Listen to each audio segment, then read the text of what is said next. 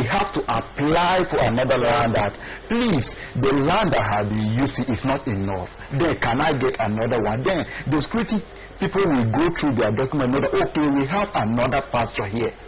Can you move here? Then from there you will divide your cattle that this social number should go to this people. Meanwhile, you know the people that are taking care of it. Then if they see any headers that I'm a friendly headman outside this, what are you doing here? Because we already know the people that we are commanded. Then where are you? What are you doing here? You understand? Then it will be very easy to see those people that are causing so many things. All right, let me come to you, Stace. Before I come to you, Dr. Shooks, because we'll have a few minutes left. Stace, when we look at bringing us to come and, as it were, farm, because herding is farming as well. Yes. You know, you have to bring in people from your tribe as a chief herder to bring some Fulanis to come along with you.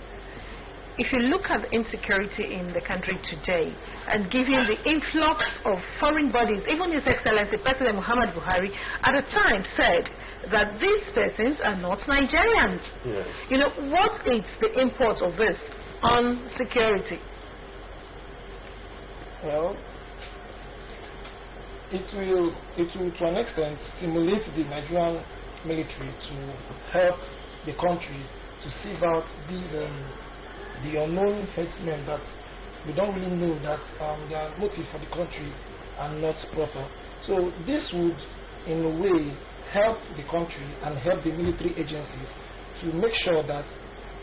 And when you talk about this Shooks blueprint, you know, it's the sellability I'm looking at. That what's the selling point coming up at this time where I'm not comfortable with the influx of people already. And then when you talk about these ranches, mini ranches you call them, there are people out there already who would say, it's another name for Ruga. This is mini Ruga, because chief herder eventually gets to be chief among in charge of his mini ranch. I understand your concern very well. I understand your concern very well. You see, when you have a social problem, you know, when you talk about influx of people under different disguises, it's not limited to the ranching thing.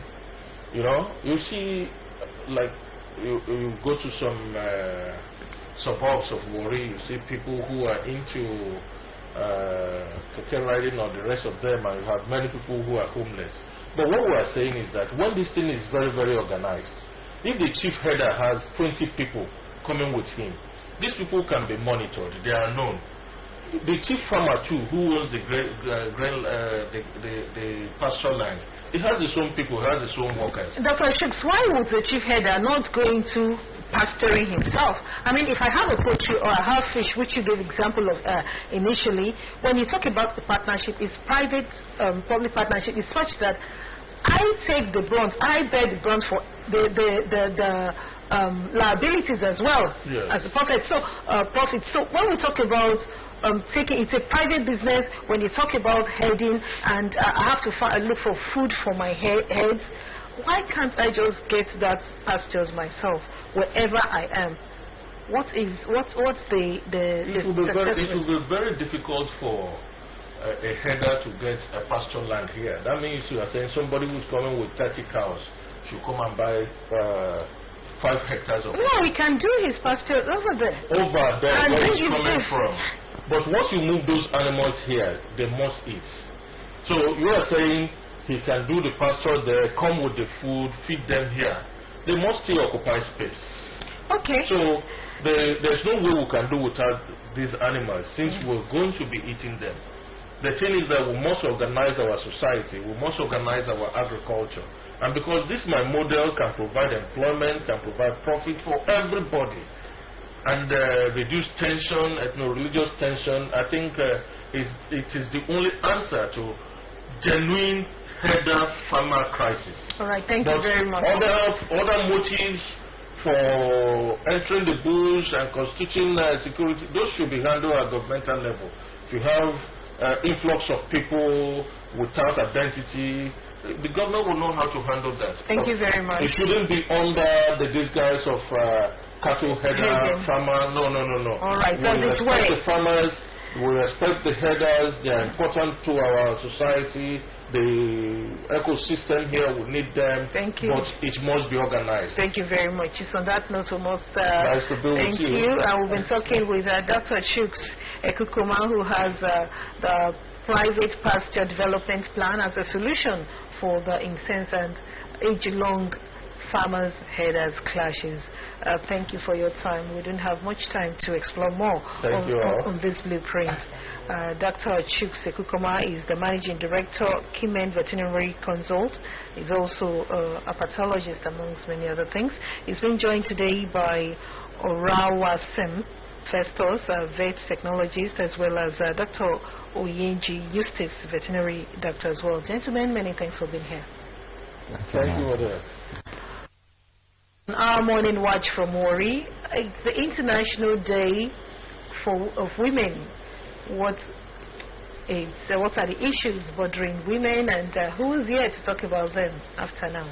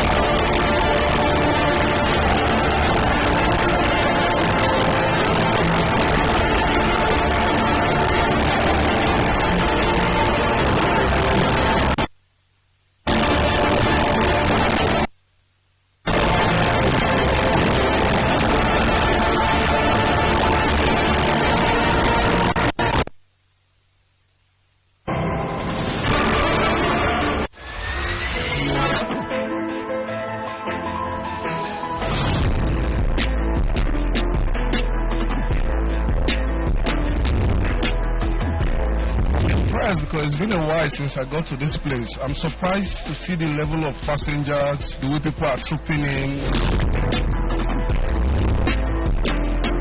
I've been using Data Line for like 2 years now. They have good seats. The car is okay, very comfortable. Data Line has practically taken over the transport industry around this environment. I'm proud to have a governor that is visionary and he knows what to do at every time. My experience with them has been good. Their buses are always clean. Their services are good. And I'll actually recommend Delta Line to the public, everyone, to use Delta Line for their trips.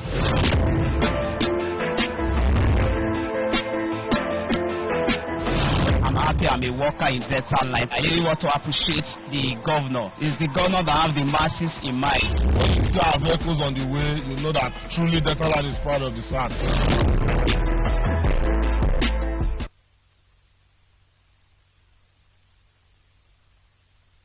Cut us there, you're welcome, and you're still on to our breakfast show from Wari Morning Watch on DRTV. We told you earlier that we would be talking the International Women's Day. Every 8th of March is set aside by the United Nations as the International Women's Day. Now, for this year, we have quite a number of issues coming up, but we have someone in the house who will be talking to us about the Caris Towers Foundation and what they mean by an equal world is in an enabled world. To talk on this, we have Mrs. Eloho Tarikana. Good morning and welcome. Thank you. Mrs. Ayenuko. How I got the name correctly. Good morning, listeners. Okay. Oh, viewers, yes. So when we talk about the International Women's Day, you know, what comes to one's mind immediately is the glass ceiling has not been broken. Women are still restricted. The 35% affirmative action, as declared by the UN, is not being met, not here, not anywhere. You know, what exactly is your wish and your desire when we look at International Women's Day? Okay, like you already said, it's National Women's Day. It's a global event, comes up every year, 8th of March. Organizations come together and try to put up an event around that period. And for us at Courage Towards Development Foundation, we actually, before I talk about what we're doing, for us this year, there is a lot of positivity. While we're planning for this program, we saw so much interest. We got a lot of support from the men, which was unlike before.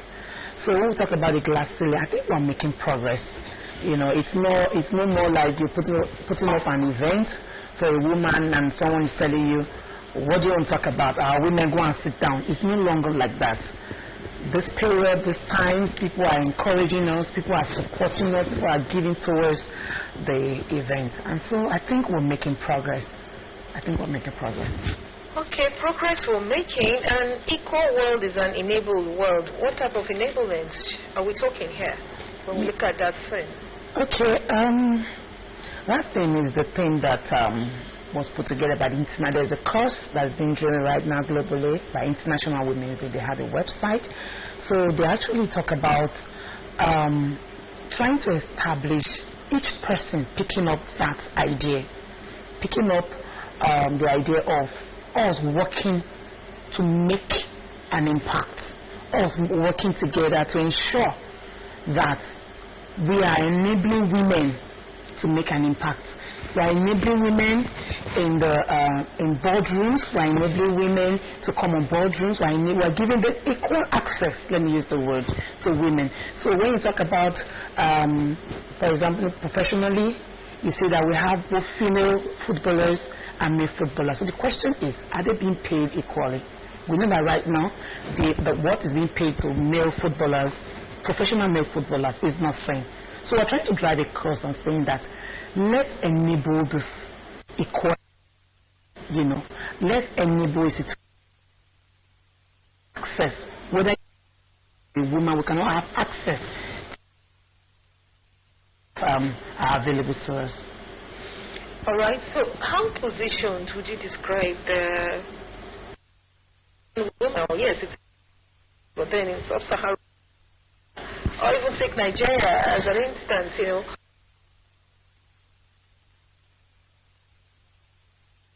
achieving, you know, quality you talk about. Do we see a situation when is easily content? Ever percentage she's given? We can actually talk about position when they are not equipped. We believe as an organization that an educated woman, an informed woman is already an empowered woman. When women are not equipped, we can never be taken seriously. You give you an assignment, can you handle this? Okay, you're crying for equality, you're given an assignment, can you handle it? So for us, what we're working on, for example, for the program we're having, it's how we can be equipped. It's how we can encourage women to have lifestyle so that you are ready for the equality. Right, the balanced lifestyle. And before you talk of equality, Carries Foundation, Lifestyle Foundation. Okay, there. We shall be back after